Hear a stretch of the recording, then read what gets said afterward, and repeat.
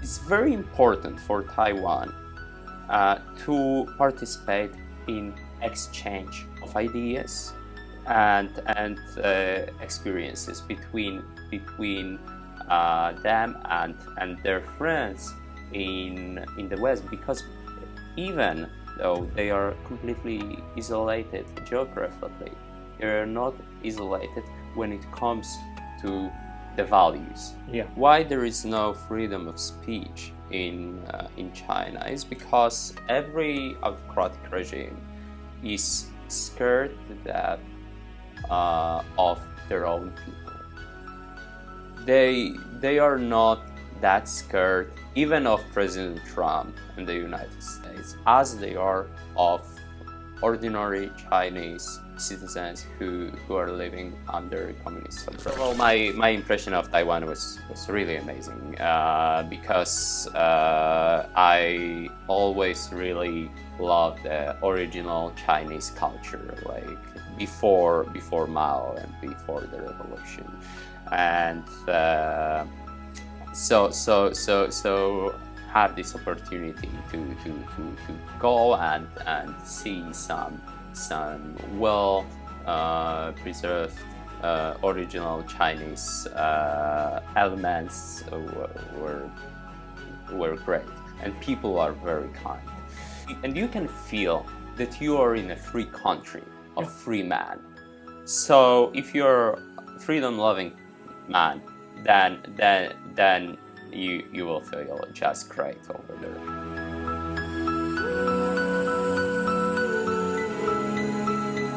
Hi everyone, and welcome to the Freedom is Not Free and 新闻硬邦邦 channels. My name is Stan, and today we're here in Poland in the beautiful city of Szczecin. And I have a very good friend of mine, Filip Styczyński, who came all the way from faraway galaxy of Warsaw to talk to me about the current affairs and what is happening in the world, what is happening with Taiwan. He's also a very good friend of Taiwan. He visited Taiwan many times. He's a correspondent at large at Intermarium Studies Center of the IWP. So this time when I went to Washington, D.C., we had a very, very good meeting over there. And a former editor-in-chief of TVP World, one of the biggest international news channels here in Poland. So Filip, thank you so much for coming. Thank you for having me. So, first of all, you are a well-known propaganda expert and the person who has been targeting propaganda coming from Russia, from other totalitarian countries for a very long time here in Poland. And we also know that Taiwan is being targeted by propaganda efforts, especially from communist China. What do you think are the similarities, and if there are any similarities, between what Russia is doing against Ukraine or against Poland or against Czech Republic or any other European country, and what is China doing against Taiwan? Well, there's a lot of similarities, and not only similarities, but sometimes it's just exactly the same playbook. So one of the most important part of the Russian propaganda when it comes to Ukraine, but not only to Ukraine, but also to the different former Soviet republics and like the Baltic states, let's say, is that when there's a Russian-speaking minority, then it means that they are part of what they call the Ruski Mir. Ruski Mir is like the Russian world. Exactly, the Russian world. So by the extension, it means they are basically part of Russia. So when you portray them as Russians, then it means they should be part of the Russian state. Yeah. And so why they are not part of the Russian state? Is it because they don't want to be part of the Russian state? No, according to the Russian propaganda, it means that they are living in the artificial state likely composed by the NATO alliance and some other hostile anti-Russian states, right? So this is Russian propaganda, and when you hear and when you speak with CCP's Chinese propagandists, and when you listen to them, then what you can hear about Taiwan, that Taiwan is not only a Chinese province, but also that people over there speaks Chinese. So, what does it mean? It's Chinese food. Like yes, what the former spokesperson of the Ministry of Foreign Affairs said. Exactly. So automatically it means they are part of China and their current regime, and the only reason why they are not technically under this regime is because of some error, right? So this error need to be fixed, right? So then there are different narratives. Sometimes they are calling the Taiwanese government a junta, sometimes fascists, sometimes sometimes CIA operatives, and so on and so on. Especially recently, yeah. With the Nazi thing, and then calling some of the Taiwanese legislators from the DPP party like CIA assets. Yeah, so you see that it's very similar to the Russian propaganda when it comes to Ukraine, because how they started. So in 2022, in February, when they started the full-scale invasion, and Russian dictator Vladimir Putin gave his speech to the nation, he said that they are not only liberating their people, but also the so-called special operation is because of the Nazis in Ukraine. And it was all, denazification. He was calling for of Ukraine. Demilitarization and denazification of Ukraine. Denazification, exactly. So this is exactly the same thing, and both propagandas from China and Russia are very deep rooted in the history, right? Mm-hmm. So Putin took this denazification, anti-fascist movement narrative from the times of Stalin, because everyone who opposed and who tried to fight back communists and Russians and the Soviets was automatically fascists.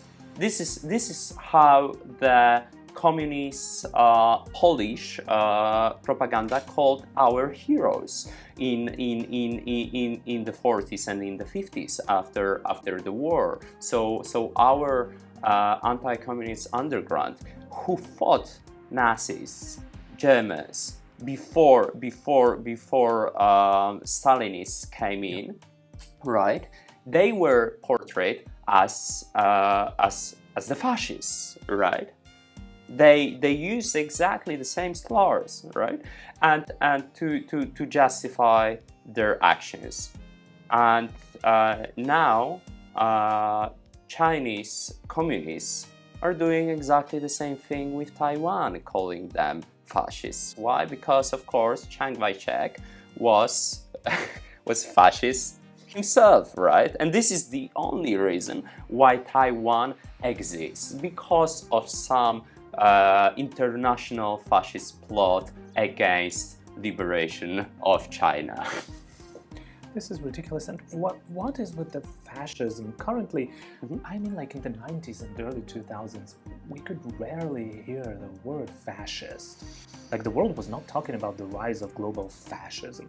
But right now, it's not only China is calling Taiwan fascist, Russia is calling Ukraine fascist, or is calling like the Baltic states fascist, or like the Western liberals are calling conservatives fascist. Conservative. Why is everything so fascist all of a sudden? That's a good question. And it all started in the Soviet Union, and it was Stalin's idea. And he even said that once you call someone fascist, then it stays with him forever. And after the war, when the words, fascism and Nazism, they were pretty much the same. It was like calling someone a Nazi. So you have no legitimacy to be in the public life anymore. When you use it, of course, it backfired, especially to the left in the West, because now when you're called a fascist by some left-wing lunatic, it's like a badge of honor and the recognition of your common sense, right? Because everyone who's not agreeing with them on the climate change, or that there is 157 different genders, then it means you're fascist, right? But it's a different story. Of course, there are some similarities, but it leads to radicalization of people. Yes, but it comes from the same root. It comes from the Soviet Empire. And when it comes to narratives and the basic idea to change the meaning of the word.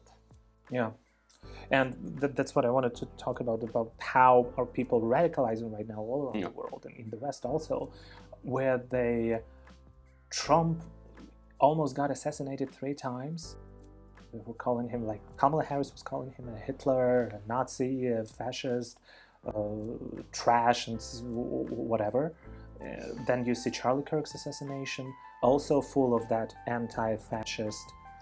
Exactly. So probably, I know that you saw all of these viral reactions of happy people after assassination of Charlie Kirk, when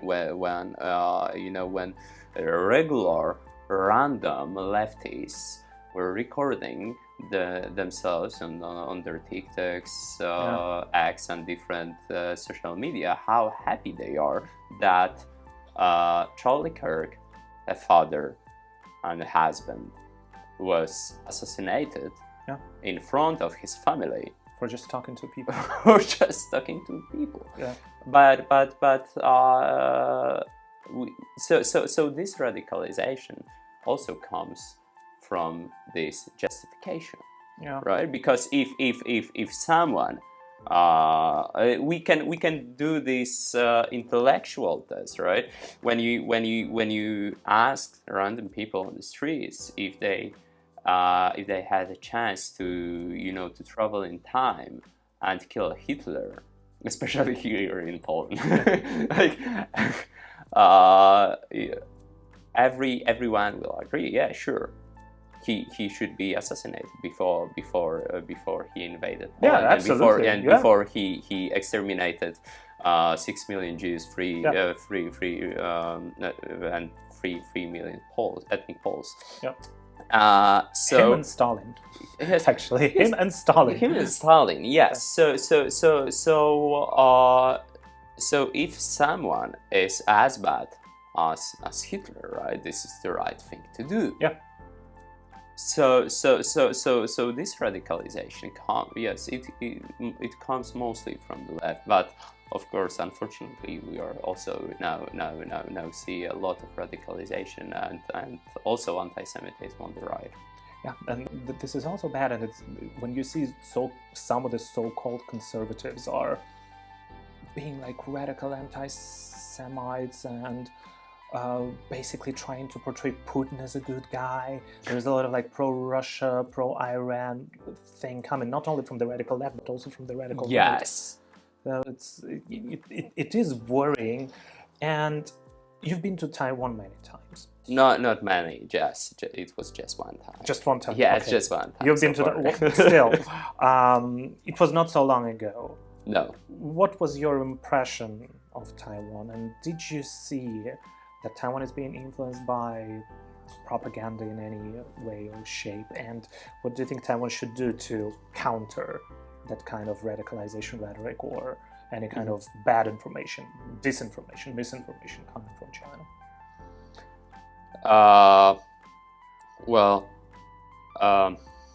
That's a good question, because and it's all very nuanced. Because first of all, my impression of Taiwan was really amazing, because I always really loved the original Chinese culture, like before Mao and before the revolution, and so have this opportunity to go and see some well preserved original Chinese elements were great, and people are very kind, and you can feel that you are in a free country of free man. So if you're a freedom-loving man, then you will feel just great over there. That's for sure. Now, when it comes to propaganda, what really struck me over there was when I was speaking with some Taiwanese experts.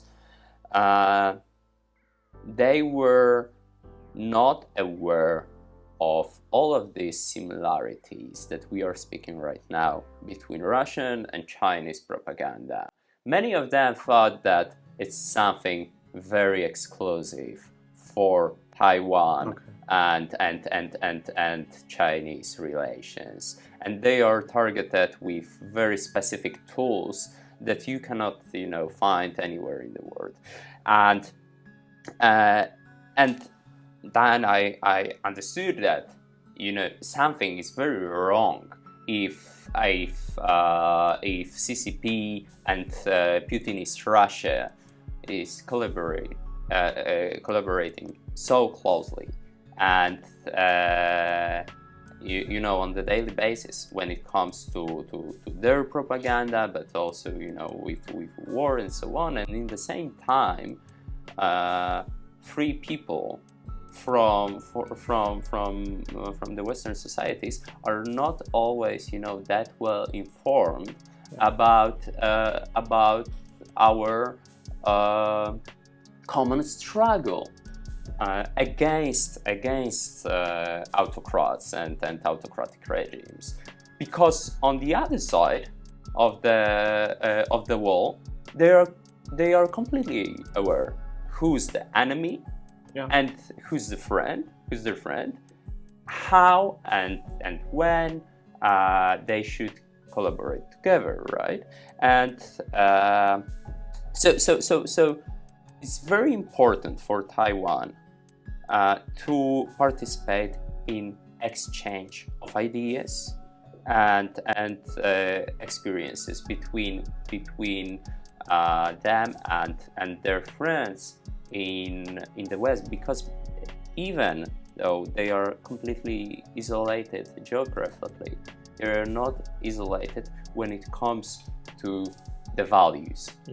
And now we are here in Poland.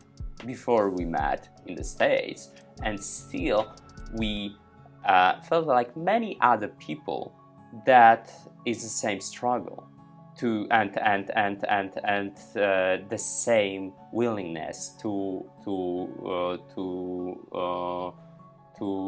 live freely and without permanent threat from the autocrats.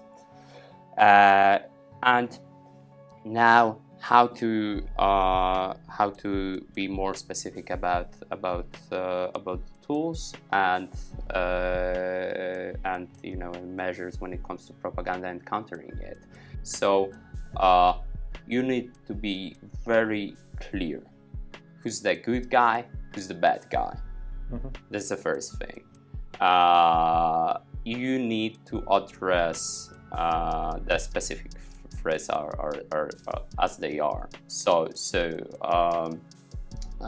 you need to be specific that China is ready to invade Taiwan, of course, and also who are your friends, and don't go into all of nuances because of cultural background and so on. This is how what CCP is doing right now in Taiwan, right? This is how they want to exploit how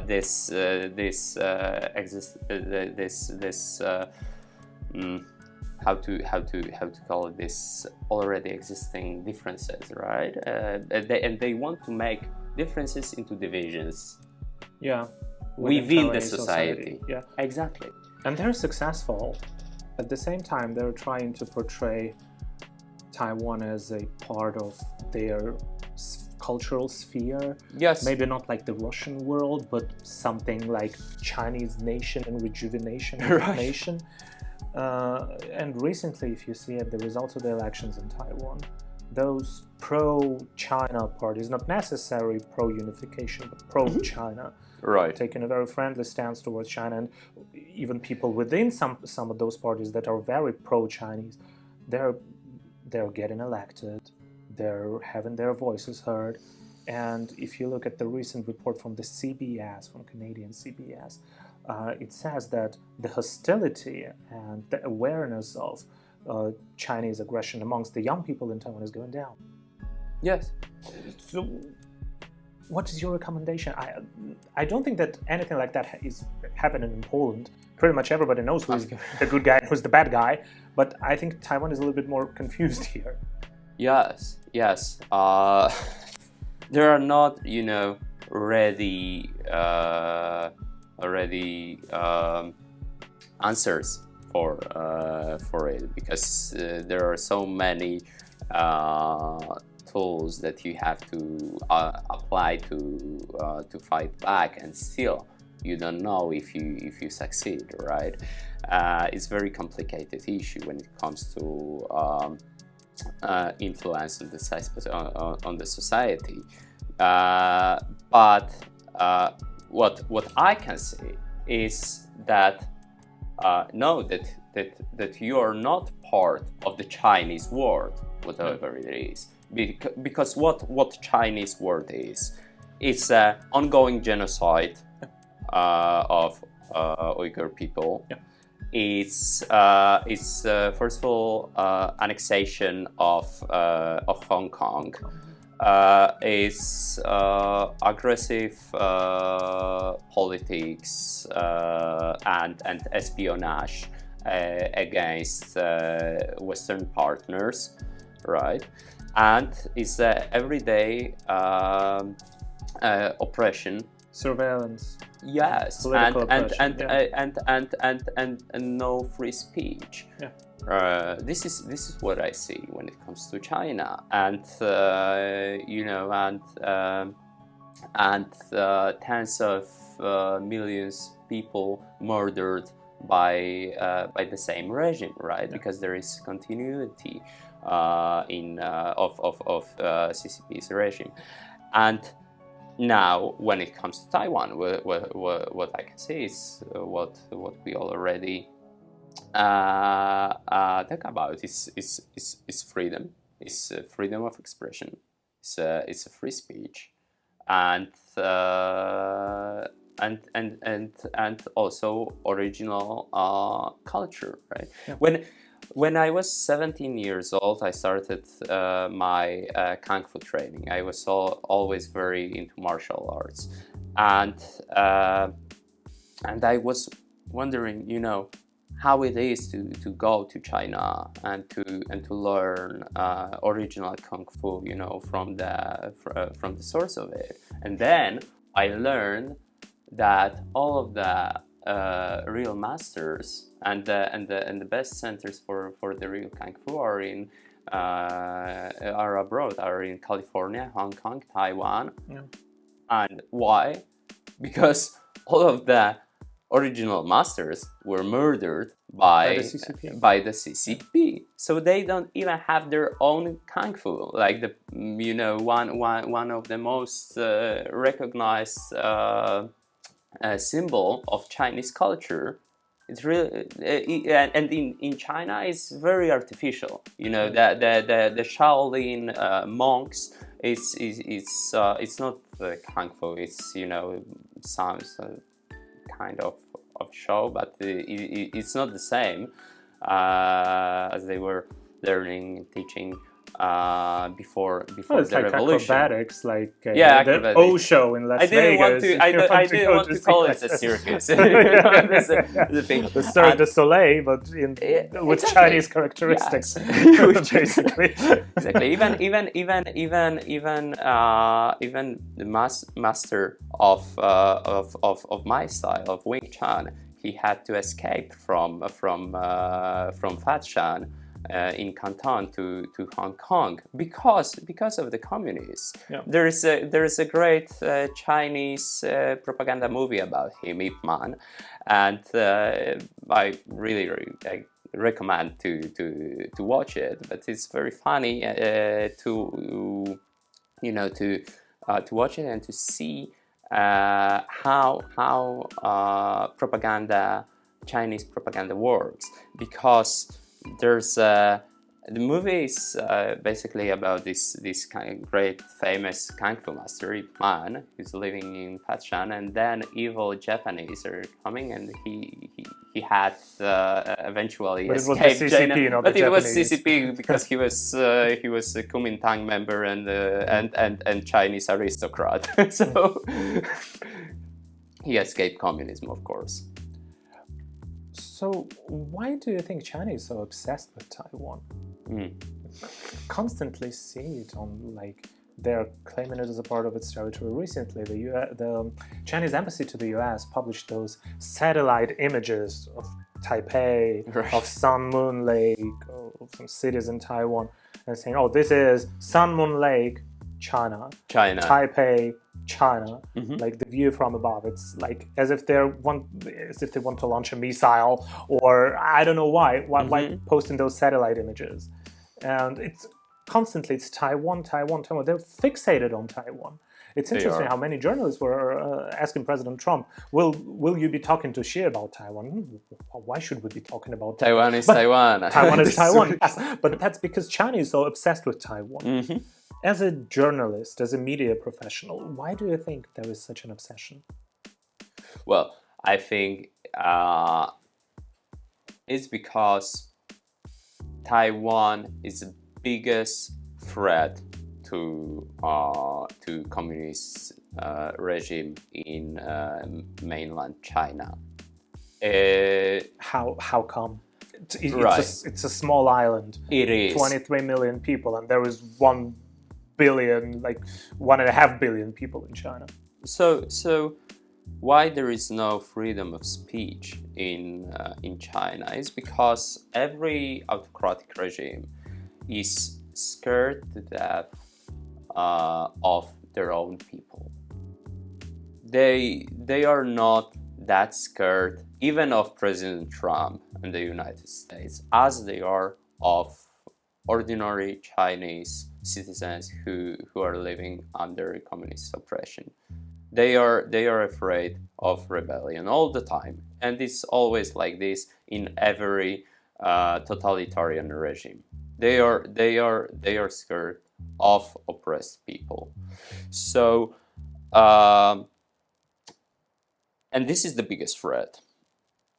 So, Taiwan is very special because it's a real country with a real administration. It's not like a Chinese government in exile, because of course totalitarian regimes are also after their opponents abroad, right? And government in exile and so on. But with Taiwan, it's a different story because it's a country. And those people who are living there freely, they are not living in California, they are not living in Poland or in England. They are living in a sovereign country in which the official language is a Chinese one. It's a Chinese language. So they are an example that you can be Chinese, or at least Chinese speaking, and you can be extremely successful as Taiwanese and be free. It possesses the ultimate threat to the Beijing regime because with the right calibrated media, you can deliver this message to the Chinese people that you can speak Chinese, you can eat Chinese food, you can live among your people, right? But not be oppressed by the regime. Yeah, by the government. Yeah. So even though Chiang Kai-shek is already gone, and there are no plans of great invasion of mainland China. Retaking the mainland. Yeah, retaking of the mainland. Actually, this is even a bigger threat for them than any kind of military operations. And so this is think, this is the base of the Chinese people can be inspired by absolutely if they'll be ever by Taiwan. Yes, by the good example. Yes, of this fire will be ignited from Taiwan. Oh, that's interesting.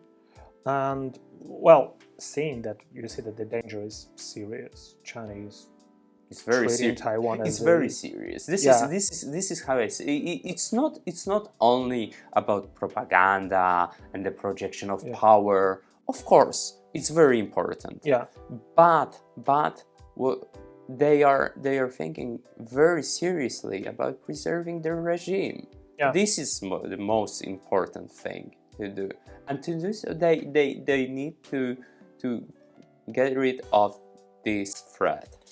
Well, and facing such an enemy, like a country with 1,400,000,000 people, Taiwan needs friends, right? Oh, yes. And unfortunately, you know, I do a lot of videos, like talking to people on the streets, asking them what do they think about Taiwan, if they know where Taiwan is, that Taiwan is a democratic country, that it's technologically developed, that they're very much involved with all the global trade. And how do you think Taiwan should position itself in the world? And do you think that, like, English language media, like, what tools should be utilized to let Taiwan's message be heard? Mm-hmm.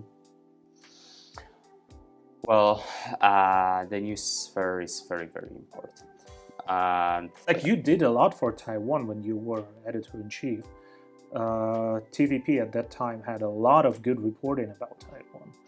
Yes. It's not, I didn't read or watch anything about Taiwan recently, but it used to be good. But for Taiwan itself. Yeah, so we did a lot of coverage on Taiwan and on China, of course, because of this.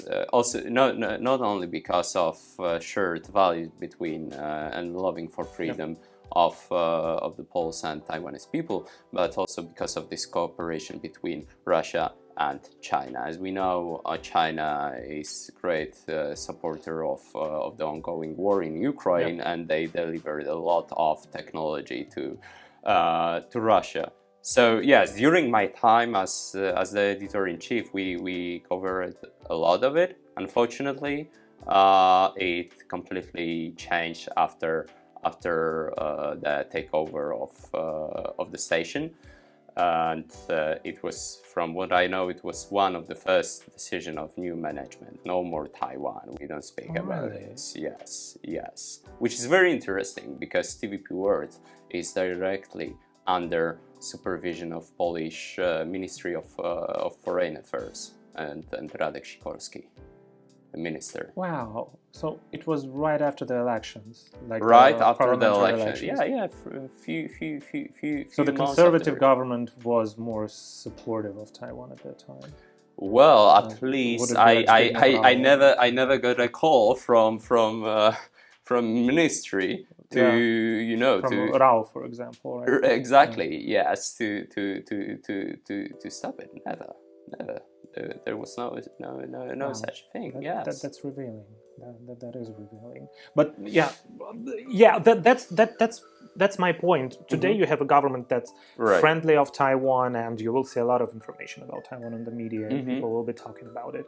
There will be governmental visits, but governments come and go. Right now you have a friendlier one. The other day, for example, like the more left-leaning government will come and they think that they should build good relationships with China. For Taiwan itself, how do you think Taiwan should communicate its message? Well, you need which tools? You need your friends and in Taiwan, and I don't mean by that only to have friends on the political level. You need people. You need people who first of all who knows what Taiwan is. And why it's important for Poland, and what is a shared experience, right? For Taiwan, it was very important, and the lesson that they can learn from us is the solidarity movement. And so I see a great opportunity in tourism. That's for sure. Like Taiwan is a beautiful island and very exotic but that's limited. How many Poles can visit Taiwan a year? Well, more and more people are traveling, and if they can go to Bali and Thailand, then they can go to. Still, it's not like driving to Germany or flying to Italy. Sure. It's not the same, but it's just one of the ideas, and media, of course. So we need this exchange, and it needs to be on a daily basis. We need to know what is the current narrative towards Taiwan and how to address it. We have a lot of experienced people here on the ground in Poland who can share with you how we countered Russian disinformation. And you need to know that Russian disinformation is one of the most sophisticated in the world. And so once you have this experience with fighting it, then you can transmit it to these good practices to Taiwan and share it with our colleagues over there. So we need if not tourists, then we need this at least this exchanges between our experts, journalists, and so on. Because that's interesting. You just talked about Russian propaganda and how sophisticated it is. Because that's the thing. I've also been researching the Russian influence in Taiwan. How, for example, when the full-scale invasion of Ukraine started, how the Russian embassy, like de facto embassy in Taiwan, was talking to some political parties and trying to persuade them and explain that Ukraine is a part of Russia, basically this kind of narrative. And right now you see the new chairman of the KMT party, or the Kuomintang party, who she just gave an interview to Deutsche Welle, like the German German station. And she said that Putin is not a dictator. So it's working. It's working, absolutely. And you see, Russians have this approach that if you're a conservative, then they will portray Russia as a conservative paradise, right? Even though it's highest abortion, highest divorces, AIDS like in Liberia, like no traditional values, no traditional families, like the religion is also like hijacked. Yes, and even with religion and the Orthodox Church, how many the percentage of people who attend Orthodox Mass is around 60% or something like this. Even if they attend, when they're the head of their church says that if you go to Ukraine and kill Ukrainian people, you will go to paradise. You will go to heaven. This is not how it works. This is not Christianity. This is not Christianity. This is something different. Yes, this is Russia. This is Russia. So yeah, of course we can speak more about it, but so they have their fairy tale for for all different audiences, right? If you're left wing, then they have the whole anti-imperialistic, right? Anti-fascism, and anti-fascism story to share with you, and so on and so on. If you're Muslim, then they have Muslims there too, yeah. Yes, but now one of the top Putin advisors said in a recent interview with American media, he said that Europe will be Muslim in the next decade, even though Russia is on this fast track to become a Muslim majority country in a few decades. So it's ridiculous, but this is how they use it, and people don't know much about Russia. And it's same with China. Also the barrier of of information firewall makes huge difference, because they are in control of all the information that are going out, and they know as well. So what can be done about it? Well, we all see the problem is here, but what is the solution? Well, we need or maybe I will reframe it. Are there any success stories right now in countering this kind of propaganda? Well, I think that Poland is already a success story for the whole region. Of course, Ukraine, in countering and direct fight is a good story to tell as well. Unfortunately we cannot say that it's success story already, because they are keep on fighting, and our prayers go to the people of Ukraine and their state. But Poland is a success story. Remember that there was no Poland on the maps for 123 years. Yes. 23 years. 1795, and we 1918. So the situation was much more difficult than it is right now for Taiwan, because it was already a conquered country.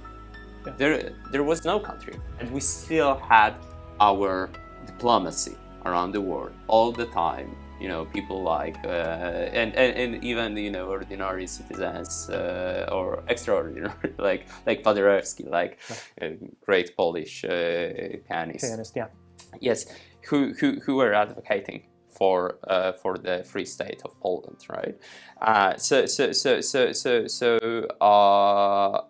Really, Poland is a country. He's in our passport.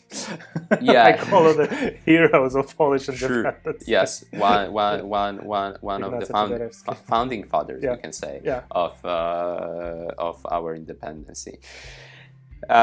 So there's a lot of lessons for Taiwan that can take for free from us, and also part of the success we shouldn't brag about it, but in fact this is the first time when Russia didn't decide to invade Poland directly, but do their invasion and war somewhere else in Europe, right? And so far we are lucky enough that they didn't decide to go after Poland. They are not strong enough to do so right now. and yeah, so we can go on now when we speak about more current affairs. Polish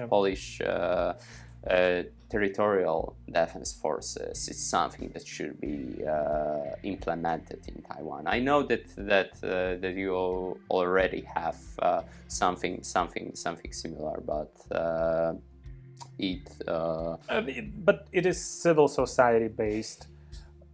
Like not exactly. governmental. It's not the official regiment. Yes, it's not the official regiment, and it should be the same in Taiwan. So what I mean is, if you are living under the current threat from a massive bully on your border, right? We have not the same but similar situation, right? Russia that want to and they don't hide it anymore. They openly stated on their official channels that they won't invade Poland, that they want nuke Warsaw, right? Then that Russian soldiers and their boots will be on the Polish soil. This is their narrative, and also this is their goal.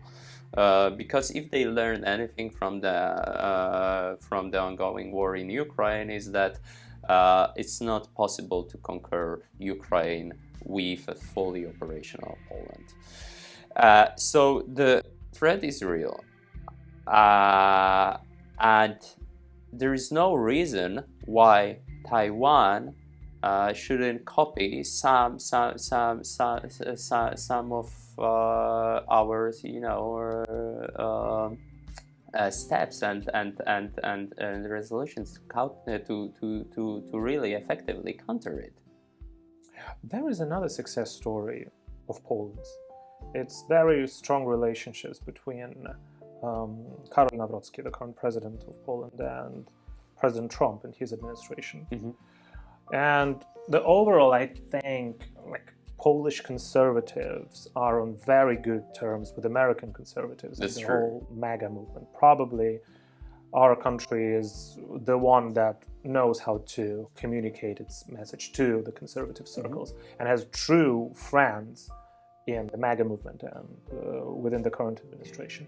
What do you think Taiwan should learn in terms of communicating with conservatives? Because right now I see that there are some misunderstandings, some messaging that might not be interpreted the right way by the MAGA conservatives. What do you think can be good lessons from Poland for Taiwan? I think there are two major factors. One is just being pragmatic, and to be sure that you have good relations with not only with the current administration. This is the mistake that Zelensky and Ukrainian administration did, right, during the Biden time, and the Pennsylvania visit was a mistake, and the rest is history, right? The scandal in the Oval Office and so on. But Mike Johnson officially called him out for that. So, yes, but the thing is, they are still paying for those mistakes among many conservatives who just thinks that the whole Ukrainian talk is just another point in liberal agenda. And they don't understand it's how important it's not only for Ukraine but also for the United States, and they many times they don't understand what Russia is. But and Ukraine is also a conservative country. And but you see, but the problem is that Ukraine elites try to do everything that they can to convince American people that it's other way around. I remember that that it was in 2022 or 23. Okay. During one of my visits in DC, there was some large banner with some transgender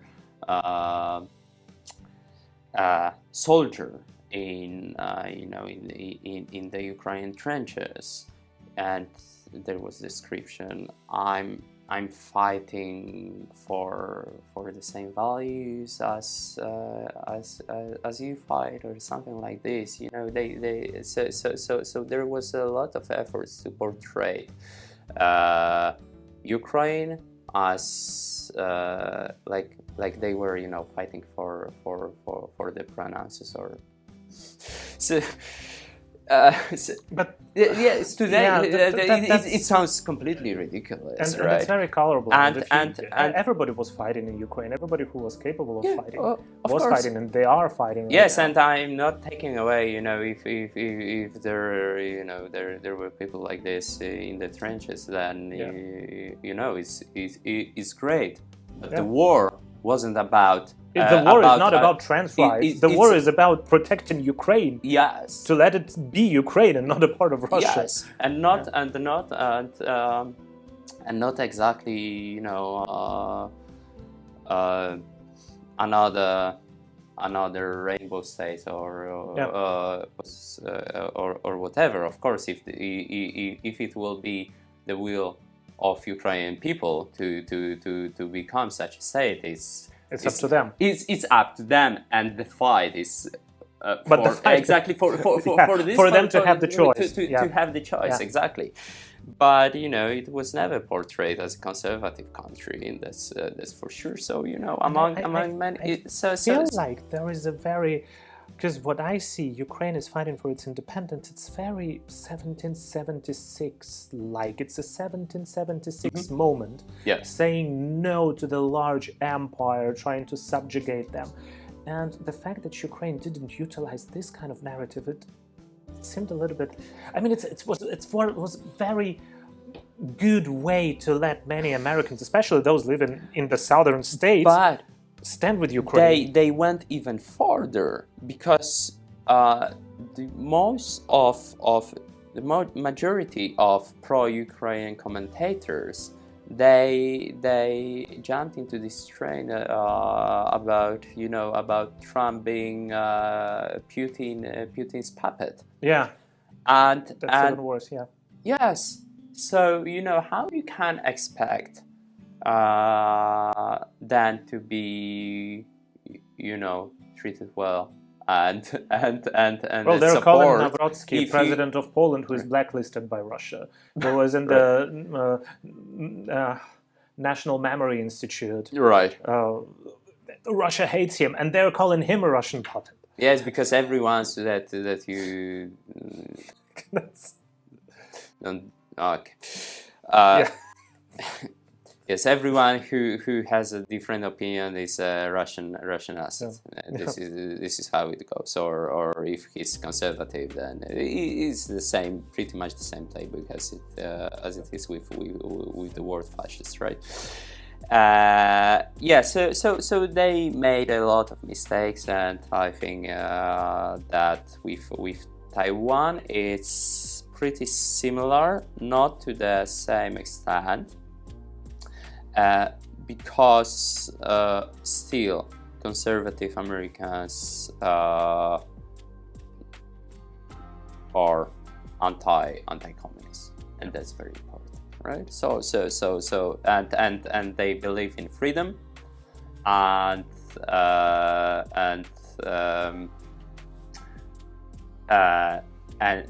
they see Taiwan as this bastion of freedom in the Pacific. So it's very important, but at the same time they are very surprised, to say at least, when they see similar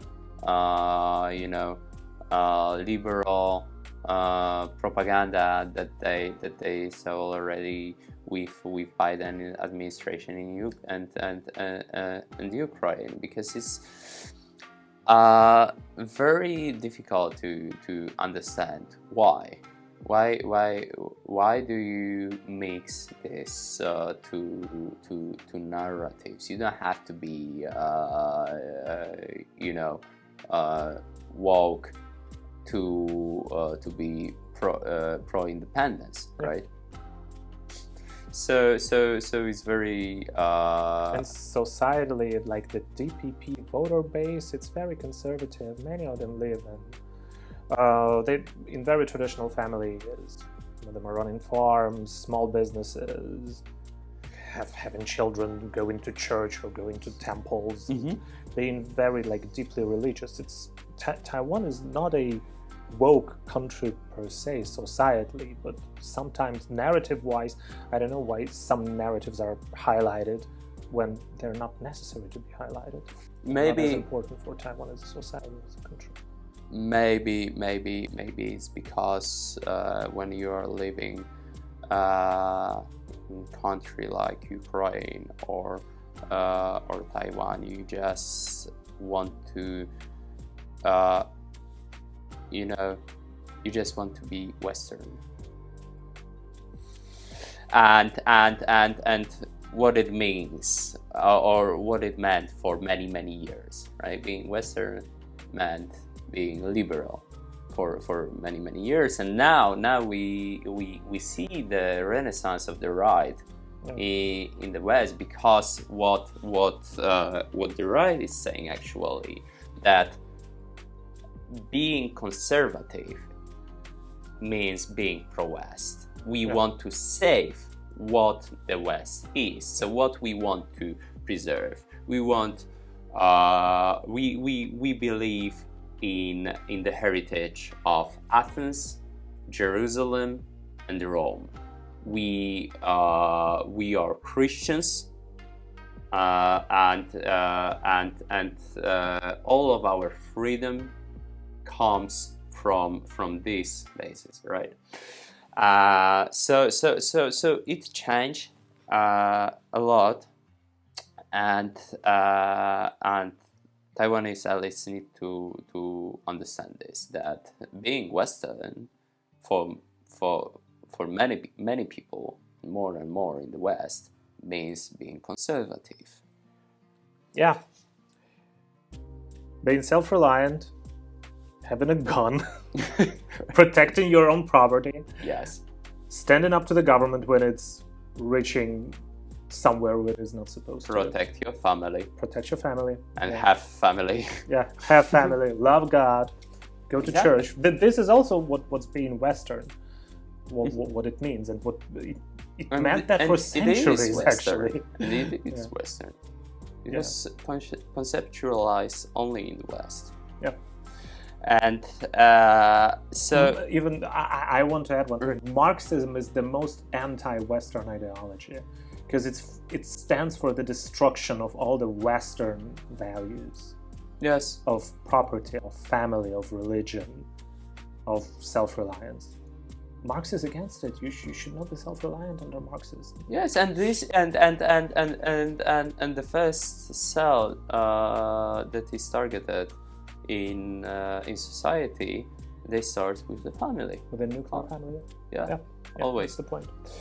So to target and to fight against those Marxists all around the world, we decided to launch an initiative, which is called the Patriot Alliance. Could you tell the viewers a little bit about it?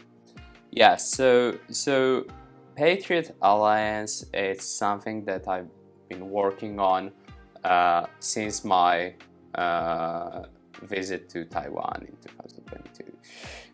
2020, yes, 22. And it's a special initiative in which we will focus on exchange of experiences between journalists and experts in Taiwan, in Poland, and in the United States. We'll work on research, but also on annual conferences where people will learn about the current threats from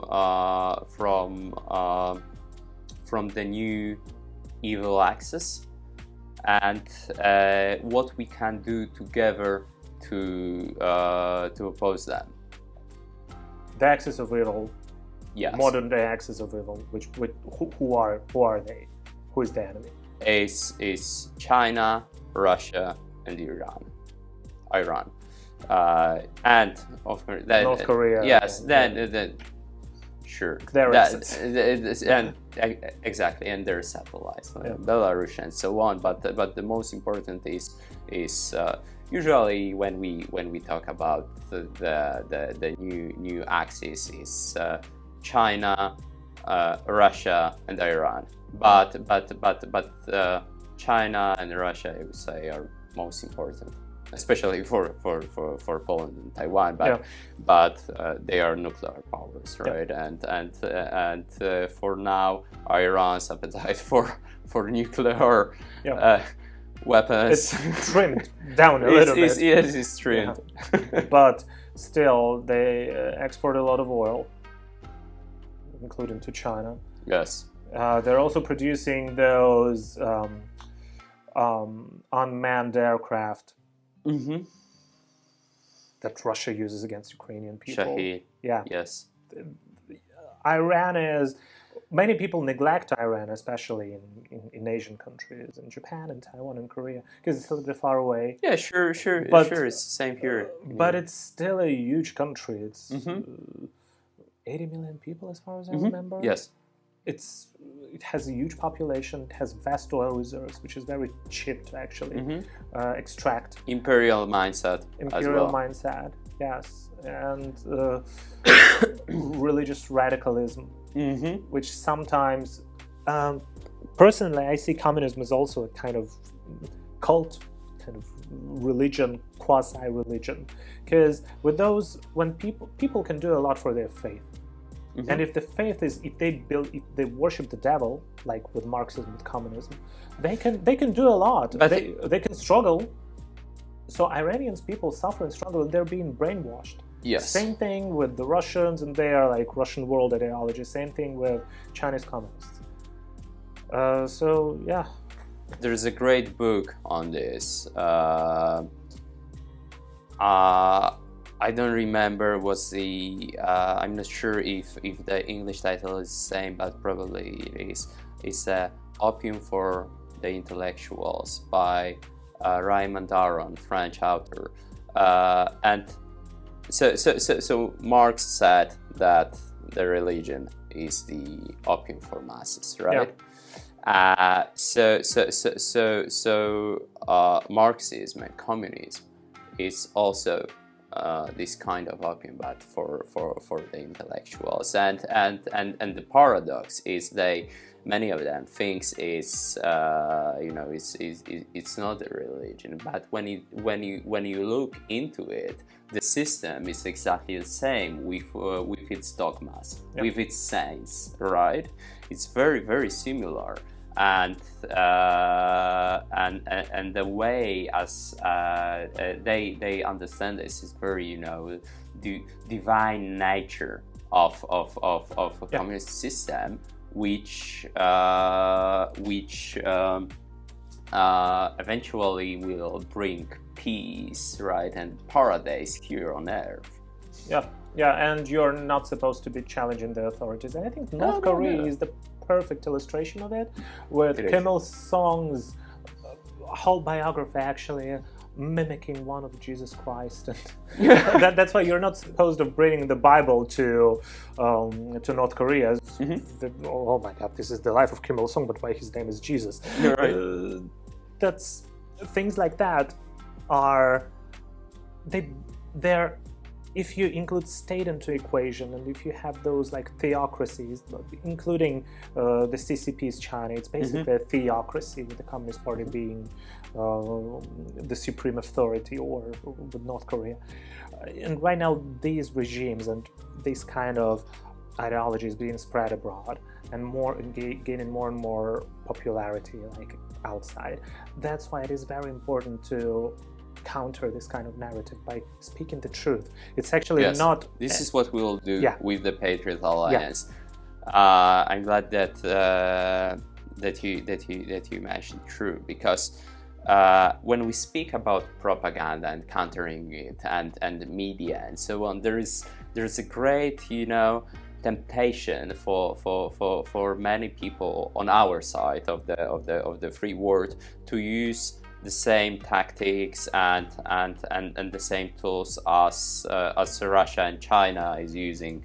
I mean fake news and troll farms, troll farms, all kind of disinformation. But our advantage is that we should using only the truth, and if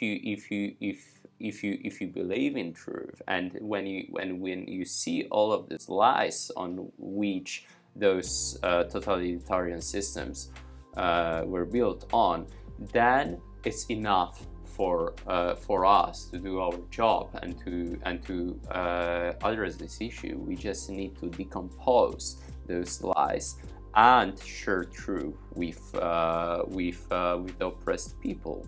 Yeah, that's precisely why the Patriot Alliance is very important. And when is the official launch of the organization, and where can the people follow? Well, people can follow us on our X profile, and as well our Substack, and very soon there will be also our website, where we will share the most important information about the organization and upcoming events. Thank you. Thank you, and thanks everyone for staying with us, for watching, and remember that freedom is not free. Never.